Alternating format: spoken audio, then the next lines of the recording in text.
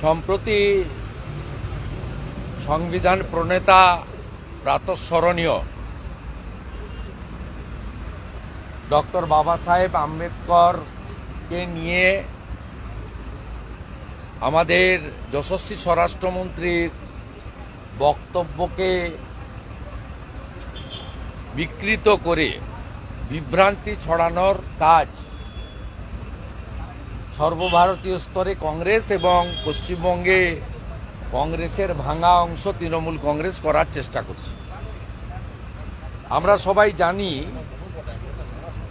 যে প্রণম্য ডক্টর বাবা সাহেব আম্বেদকরকে সবচেয়ে বেশি অপমানিত করার কাজ, অস্বীকার করার কাজ সর্বভারতীয় স্তরে কংগ্রেস এবং এখানে তার ভাঙা অংশ তৃণমূল কংগ্রেসই করে থাকে। কংগ্রেস সংরক্ষণ বিরোধী, কংগ্রেস বাবা সাহেব আম্বেদকরজির বিরোধী এবং সংবিধান বিরোধী দল। জরুরি অবস্থা প্রয়োগ করে সংবিধানকে ভুলুণ্ঠিত করার কাজ কংগ্রেস করেছে, এটা সবাই জানে। এমনকি সেনা শহীদদের অপমানও করেছে।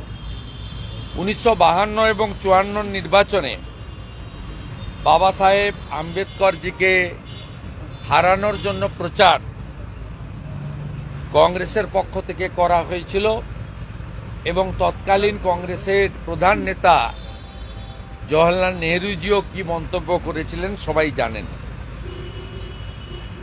1955 সালে জওহরলাল নেহরু নিজেকে নিজেই ভারতরত্নে ভূষিত করেন। 1971 সালে প্রয়াত ইন্দিরা গান্ধী তিনি ভারতরত্নে ভূষিত হন। 71 সালে তার সরকারই তাকে ভারতরত্ন দেয়। কিন্তু বাবা সাহেবকে ভারতরত্ন দেওয়ার জন্য 1990 সাল পর্যন্ত অপেক্ষা করতে হয় এবং বিজেপি সমর্থিত যে কেন্দ্রীয় সরকার হয়েছিল, অকংগ্রেসী সরকার, তারা 1990 সালে বাবা সাহেবকে ভারতরত্ন পুরস্কারে ভূষিত করেন। মমতা ব্যানার্জি এবং কংগ্রেসের যে কটা এখানে আছে সাইনবোর্ডের পার্টির, জওহরলাল নেহরু নিজের বই সিলেক্টেড ওয়ার্ক অফ নেহরু, তাতে সেটা পড়ার জন্য আপনাদের অনুরোধ করব, যেখানে বিসি রায় মহোদয় কেন্দ্রীয় মন্ত্রিসভা থেকে বাবা সাহেবের পদত্যাগের ইনফরমেশনটা দিয়েছিলেন নেহরুজিকে এবং নেহরুজি বলেছিলেন তিনি পদত্যাগ করলেও তার কোনো আসে যায় না। এর প্রামাণ্য দলিল সিলেক্টেড ওয়ার্ক অফ নেহরুতে আছে। অন্য একটি বই পড়ার জন্য মমতা ব্যানার্জিকে, তার দলকে, যদিও তারা অশিক্ষিত দল, ইংরেজি বই পড়তে পারবেন কিনা জানি না, যে দলের নেতা শাহজাহান, যে দলের নেতা জাহাঙ্গীর, যে দলের নেতারা কাশ্মীরের জঙ্গিকে আর বাংলাদেশের জঙ্গিদেরকে শেল্টার দেন, যে দলের যে মন্ত্রিসভার মুখ ফিরাদ হাকিম বলেন যে 50 ভাগের বেশি লোককে উর্দু পড়তে হবে, তারা ইংরেজি পড়তে পারবেন কিনা জানি না। জওহরলাল নেহরু আপনার আরেকটা বই letters to the chief ministers, সেটাও পড়ার জন্য আমি অনুরোধ করব। তাই এই রাজনৈতিক প্রচার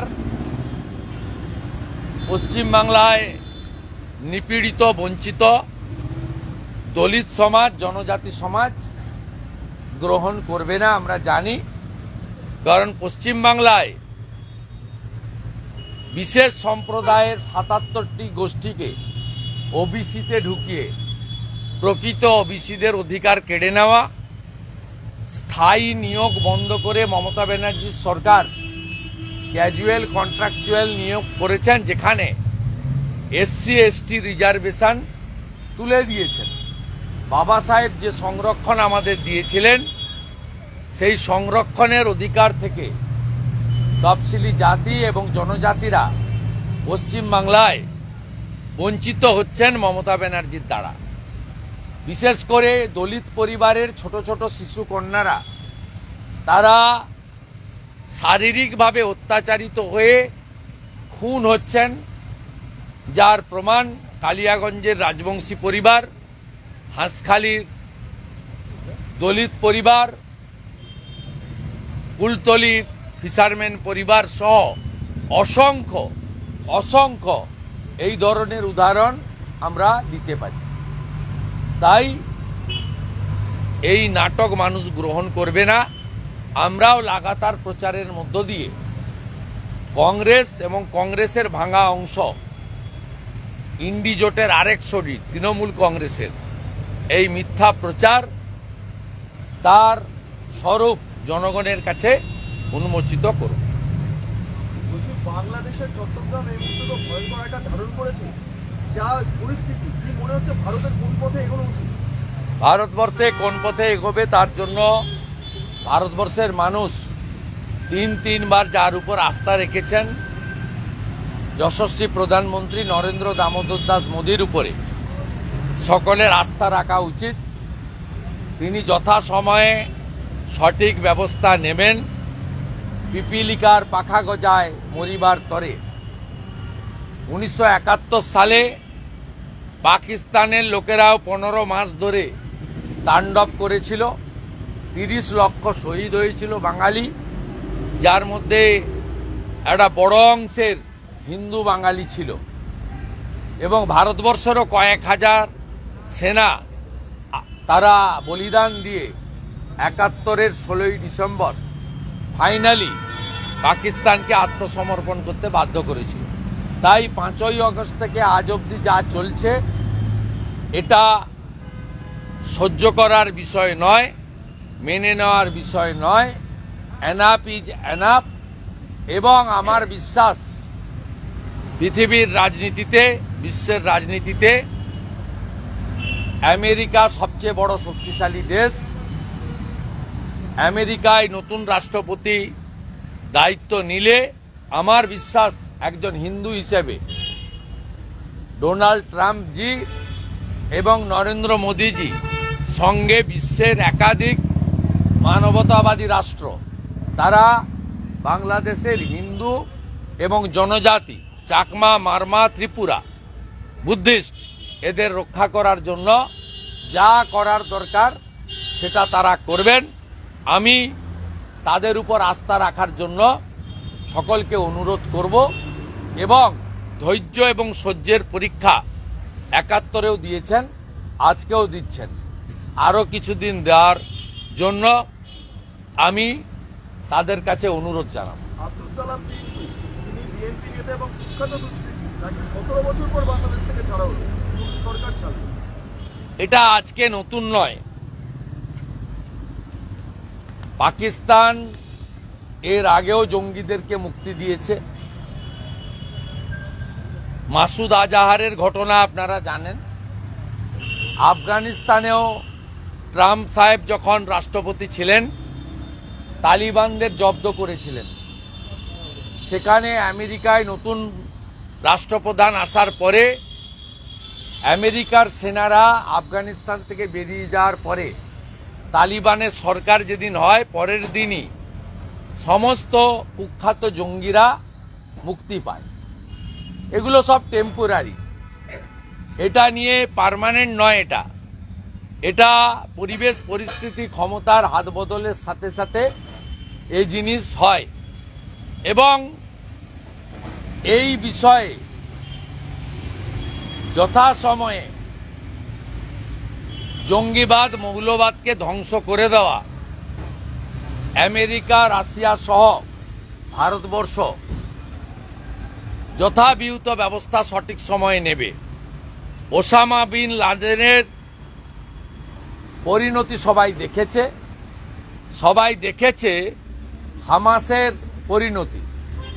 হামাসের পরিণতিও দেখেছে। মনোজাও ইদার হামাসের প্রধানের পরিণতিও লোক দেখেছে। তাই এদেরও পরিণতি তাই। অনেকদিন বাড়ির ভাত খায়নি, কিছুদিন বাড়ির ভাত খাক, তারপরে যা হওয়ার ঠিকই হয়। 11 জনকে গ্রেফতার করা হয়েছে, দিল্লি পুলিশ 11 জনকে গ্রেফতার করেছে, কারণ এরা জঙ্গি সন্দেহে তাদেরকে গ্রেফতার করা হয়েছে। ওখানেও পাসপোর্ট, ভোটার কার্ড ইত্যাদি ইত্যাদি অশুভ চক্র কাজ করছে, যেটা না, এই পশ্চিমবঙ্গ থেকে করে নিয়ে গেছে। গোটা ভারতবর্ষে গত 2-3 বছরে ইন্দোরের সেক্স র্যাকেট হোক, হনুমান জয়ন্তীর দিন দিল্লিতে দাঙ্গা হোক, হরিয়ানার নূর দাঙ্গা হোক, অথবা সম্প্রতি বাঙ্গালোরের যে জঙ্গি ধরা পড়েছে 8 জন, সব লিঙ্ক হচ্ছে পশ্চিমবঙ্গে। তার কারণ পশ্চিমবঙ্গে বাসন্তী এক্সপ্রেসওয়ে আর কামালগাজীর মোড় থেকে যে রাস্তা গোসাবার ঘাট পর্যন্ত গেছে ক্যানিং হয়ে, এই রাস্তা দুটো জঙ্গিদের হাতে চলে গেছে, কমপ্লিটলি জঙ্গিদের হাতে গেছে due to Trinamool Congress, Mamata Banerjee vote ব্যাংকের রাজনীতি। সবাই গেছে এই দিক দিয়ে। 13টা দ্বীপ আছে গোসাবাতে, একটা দ্বীপে বিএসএফ এর একটা ক্যাম্প আছে, বাকি কোথাও কেউ নেই। ভাষা, পোশাক, খাদ্যাভ্যাস এরা ফিশারম্যানদের সঙ্গে মিশে গোসাবার দ্বীপগুলো থেকে হয়ে নয় ক্যানিং, বারুইপুর, কামালগাজী হয়ে ভারতে ঢুকে পড়ছে, অথবা বাসন্তী এক্সপ্রেস হয়ে সায়েন্স সিটি দিয়ে ভারতবর্ষে ছড়িয়ে পড়ছে। আপনাদের মনে আছে 2022 সালে বারুইপুরে লালটু শেখ এবং আব্দুল মান্নান ধরা পড়েছিল। দুজনেরই নাম বদল করে হিন্দু নামে 17টা এপিক এবং আধার কার্ড উদ্ধার হয়েছিল ওখানে। আপনারা জানেন বারুইপুরে বাসা ভাড়া নিয়ে থাকতেন, পুরো মুক্তাঞ্চল হয়ে গেছে এবং এখানকার পুলিশ টাকা তুলতে আর তৃণমূলের হয়ে ভোট লুট করতে ব্যস্ত। আর যদি নামের সঙ্গে লালটু শেখ বা আব্দুল মান্নানের মতো হয়, জাভেদ মুন্সির মতো হয়, যদি নামে ছোঁয়া থাকে, তাহলে গ্রেপ্তার করা তো দূরের কথা, মাথায় হেলমেটও লাগবে না, হেলমেটেও ছাড় আছে। এখানে পরিষ্কার কথা, মুসলিম লীগ ট্যুর সরকার চলছে। এই জঙ্গিবাদ, মৌলবাদ তাদেরকে বাঁচিয়ে রেখেছেন মমতা বন্দ্যোপাধ্যায়। তারা ভোট লুট করে, তৃণমূলকে ভোটে জেতায়। তৃণমূল নেতাদের যখন মিছিল মিটিংয়ে লোক দরকার হয়, গাড়ি ভাড়া দিতে হয় না, এরা পাবলিক ক্রাউড সাপ্লাই দেয়। যে সাপ্লাই গত মাসে এখানে আপনারা দেখেছেন, এ মাসে দেখেছেন যে সিদ্দিকুল্লাহ চৌধুরী 8 বছর, 10 বছর, 12 বছরের মাদ্রাসার বাচ্চাগুলোকে নিয়েছে এইখানে কি মিথ্যা মিথ্যা কথাগুলো বলে গেলেন রানী রাসমণি রোডে। কিভাবে ওয়াকফ অ্যামেন্ডমেন্ট বিল নিয়ে অপ্রাপ্ত বয়স্ক ভোটার লিস্টে নাম উঠেনি, ছোট ছোট বাচ্চাদের মধ্যে বিষ ঢুকিয়ে দিয়ে গেলেন ওখানে সভা করে। এগুলো দেখার পরেও আপনারা বললে কি হবে? গোটা ভারতবর্ষটাকে নষ্ট করছে মমতা ব্যানার্জি, তৃণমূল কংগ্রেস এবং তার সরকারের যে আসল মুখ সিদ্দিকুল্লাহ চৌধুরী, ফিরহাদ হাকিম, জাভেদ খান, আরাবুল, শকত, জাহাঙ্গীর, শাহজাহান, লিটন, খালেক, কত নাম আমি বলবো। এই মডেল পশ্চিমবঙ্গকে ধ্বংসের কিনারায় নিয়ে যাচ্ছে। পশ্চিমবঙ্গে যারা এখনো সেকুলারিজমের নামে লক্ষ্মীর ভাতার লোভে এখনো যারা বলছেন ধর্ম যার যার, উৎসব সবার, তারা ভাবুন আমরা ভেবেছি বলেই তৃণমূল ছেড়ে আমরা বিজেপিতে এসেছি। ক্যানিং এর যাকে ধরেছে তার থেকে এমন কিছু নথি পেয়েছে পুলিশ যে তাতে বলা হচ্ছে যে বড় ধরনের হামলার ছক তারা করতে পারে। ও তো জম্মু কাশ্মীর পুলিশ ধরেছে, হ্যাঁ, বেঙ্গল পুলিশের তো ক্রেডিট নেই। আজকে 1.5 বছর ধরে হরিহর পাড়ায় ভারত বিরোধী জিগির তুলে মাদ্রাসা চালাচ্ছে। ভোটার লিস্টের নাম আছে, যে নাম তুলেছিল ওই বিডিওকে এক্ষুনি অ্যারেস্ট করা উচিত, ইউএপিএ অ্যাক্ট লাগিয়ে। যে বিডিও নাম তুলেছেন তাকে ধরা উচিত, ঠিক জায়গায় যাচ্ছে না। ওটাও তো আসাম পুলিশ এসে করেছে। আমি আপনাকে বলছি, পুলিশকে এমন প্যানিক করে রাখা হয়েছে, পুলিশকে এমন প্যানিক করে রাখা হয়েছে, তারা একটি নির্দিষ্ট কমিউনিটির লোক যদি হয়, তার নামে যদি সেই পরিচয় হয়, টাচ করতে পারবে না। আপনি যে কোনো রাস্তায় যাবেন, আপনার হেলমেট লাগবে। যে বিশেষ জনগোষ্ঠীর যারা 2 কোটি ভোট মমতা ব্যানার্জিকে দিয়েছে লাস্ট লোকসভায়, 2,75,00,000, 40 লক্ষ ছাপ্পা, আর 2 কোটি আছে ওদের ভোট, তাদের হেলমেটও লাগে না। হাসিনাকে ফেরত চেয়েছে বাংলাদেশ সরকার, কি বলবেন? কাজ নেই তো খই ভাজ। আমার মনে হয় ভারত সরকার ওই চিঠিটা ডাস্টবিনে ফেলে দিয়েছে। কারণ ভারতবর্ষের ইতিহাস জানে না এই নাবালক উপদেষ্টারা, এই সুদখোর মোল্লা ইউনুস, এ জানে না ইতিহাস। ভারতবর্ষ শেখ মুজিবকে শেল্টার দিয়েছে। ভারতবর্ষ এর আগে মুজিব সাহেবের পুরো পরিবারকে শেল্টার দিয়েছে। ভারতবর্ষ, এরা তো পাতি, চীনের মতো শক্তিশালী দেশ, তার রক্তচক্ষুকে ভারতবর্ষ ভয় করেনি। গুরুদেব দলাই লামাকে ভারতবর্ষ শেল্টার দিয়েছে, চীনের চোখ রাঙানি করেনি। এ তো আমি বললাম না, রাফেল তো দূরের কথা, রাফেলের আওয়াজে পালাবে। এদেরকে কেউ কাউন্টই করে না, মশা মাছি, হেঁটে গেলে মারিয়ে নিয়ে চলে যাব আমরা। কলকাতা শহরে যে গার্বেজটা আজকে সকালে উঠেছে, ওটা যদি কার্গো প্লেন আমাদের এত আছে, আমরা উপরে নিয়ে গিয়ে শুধু ঢাকনাটা খুলে দিই, মোল্লা ইউনুস সহ গোটা ঢাকা চাপা পড়ে যাবে। কুমিল্লাতে এক মুক্তিযোদ্ধাকে জুতোর মালা পরানো হচ্ছে, 71 ভুলে গেল বাংলাদেশ। যারা জুতোর মালা পরিয়েছে তাদেরকে ওই গোলাম নিজামীর মতো দড়ি পড়তে হবে। আমি আজকে বলে গেলাম, এই রাজাকারের নাতিদের অবস্থা কি হয় শুধু দেখতে থাকুন। এরা অতীত থেকে শিক্ষা নেয়নি। বাংলাদেশের মুক্তিযোদ্ধার চেতনা এবং আবেগ যারা অস্বীকার করবে, তাদের কপালে জুতোর মালা নয়, গোলাম নিজামীর মতো দড়ি অপেক্ষা করছে।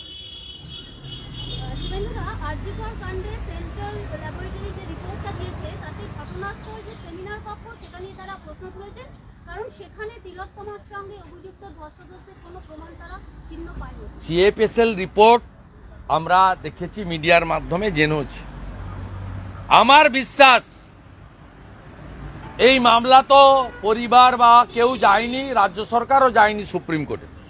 সুপ্রিম কোর্ট কেন সুমোটো নিয়েছিলেন, যিনি নিয়েছিলেন তিনি বলতে পারবেন, আমি বলতে পারবো না। আমার বিশ্বাস বর্তমান সুপ্রিম কোর্ট যেভাবে গতিশীল হয়েছে, তাতে শুধুমাত্র রেপ মার্ডারকারী নয়, আমি পরিবারের সঙ্গে একমত, সংগঠিত চক্রান্তের বলি আমাদের এই বোন। এবং প্রত্যেকটা ক্ষেত্রে ঝাড়গ্রাম থেকে বসে রাজ্যের স্বাস্থ্য পুলিশ মন্ত্রী তথা মুখ্যমন্ত্রী তার নির্দেশে সুশান্ত রায়, অভিক দে, সন্দীপ ঘোষ, নারায়ণ স্বরূপ নিগম, অভিজিৎ মণ্ডল, ডিসি অভিষেক গুপ্তা এবং বিনীত গোয়েল, তারা প্রত্যেকটা জিনিস চেঞ্জ করেছেন। বেসিন চেঞ্জ করেছেন, পোশাক চেঞ্জ করেছেন, প্রত্যেকটা জিনিস চেঞ্জ করেছে। এবং 5 দিন ধরে এভিডেন্স ডেস্ট্রয়ের কাজ হয়েছে। যেটুকু এভিডেন্স ছিল অতীন ঘোষের নেতৃত্বে মমতা ব্যানার্জির নির্দেশে 14ই আগস্ট একটি বিশেষ সম্প্রদায়ের তৃণমূলের শান্তির ছেলেরা আরজিকর ভেঙে চুরে তছনছ করে জুনিয়র ডাক্তারদের হোস্টেলের ভিতর ঢুকিয়ে দিয়ে বাকি যা যা ছিল মমতা ব্যানার্জির ইচ্ছা পূরণ করেছে। এবং সিপিকে কেউ না ডাকা সত্ত্বেও রাত্রি 12টায় গেছেন। 2:30টার সময় সিপি বিনীত গোয়েল ফেস টাইমে ফোন করে মমতা ব্যানার্জিকে বলেছেন game is over. Vineet Goyal destroyed every evidence. আজ না হোক কাল এর পরিণতি খারাপ। 84 সালে যারা শিখদেরকে কেটেছিল, বড় বড় নেতা, সেন্ট্রালের মন্ত্রী সজ্জন কুমার থেকে শুরু করে বড় বড় তাবড় তাবড় লোক, পাওয়ারফুল লোক, তারাও ভেবেছিল যে আমাদের কেউ টিকি ছুঁতে পারবে না। আজকে সজ্জন কুমাররা তিহারের জেলে। এদের ভিতরে থাকতে হবে, শুধু বিনীতকে নয়, বিনীত যার কথাই করেছেন সেই মমতা ব্যানার্জিকেও সঙ্গে যেতে হবে। আজ নয় কাল আমি যা বললাম মিলিয়ে নেবেন। শুধু পরিবার যে মামলা করেছিল, হাইকোর্ট বলেছে যে আপনি প্রধান বিচারপতির কাছে যান, কারণ সুপ্রিম কোর্টে একটা চলছে, এখানে আমি কোর্টের অবজারভেশন মন্তব্য নিয়ে বলবো না। পরিবারের সঙ্গে আছি, পরিবারের সঙ্গে আছি। উনার বাবা মা, ব্যক্তিগত লয়ারের সঙ্গে আমার ক্লোজ রিলেশন আছে।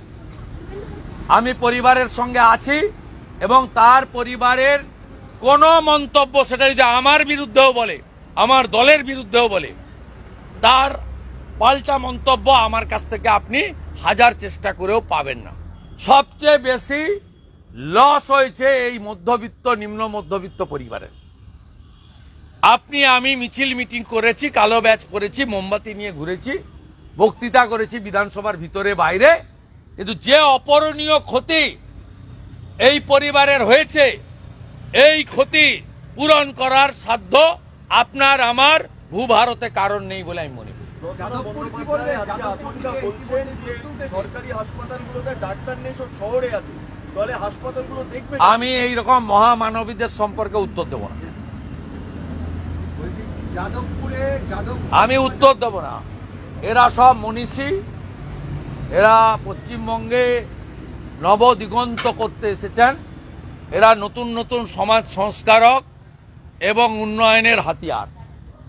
আমি প্রণাম করি হুগলির জনতা জনার্দনকে, যারা এই ধরনের মনীষীদেরকে ভারতবর্ষের সর্বোচ্চ জায়গায় পাঠিয়েছেন। বিকশিত হুগলি নতুনভাবে হুগলিকে উন্নয়নের চরম শিখরে পৌঁছে দেবেন। প্রতি হাতে কাজ, প্রতি পেটে ভাত, প্রতি মাথায় ছাদ।